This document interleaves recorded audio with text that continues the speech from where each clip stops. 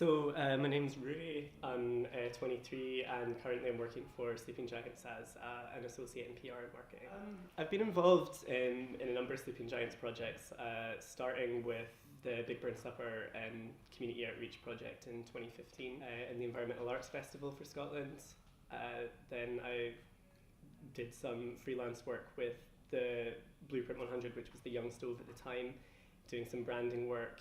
I moved on then to working on sort of satellite projects like Hidden Histories, and from there took on a role with Sleeping Giants as an associate in PR and marketing to kind of take Sleeping Giants through a rebranding process as they developed into a CIC.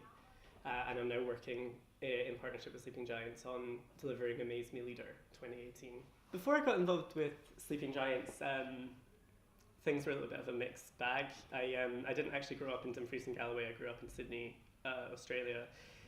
And when I moved back, it's a very strange experience, I think, for a young person, because you know the town, you know the place. It's your childhood is there, but you don't know the people, and you don't have a kind of a social connection.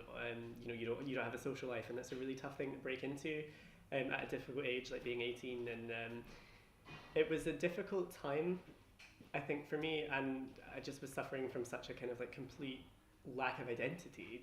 Like you're disconnected from your environment, you're disconnected kind of from your own people, and you just feel, what is that doing to me as a person? What do I want? What are my goals? What are my aims and objectives? I don't really have anything outside of my family to support or facilitate that. It was in the process of sort of meeting Debs through the Big Bird Supper outreach program that things started to change, and I started to realise there's a whole community, untapped, which I think is really beneficial and really helpful for people who are struggling or don't have a kind of a social outlet until they get an in somewhere, they get an inlet into a whole creative, vibrant community.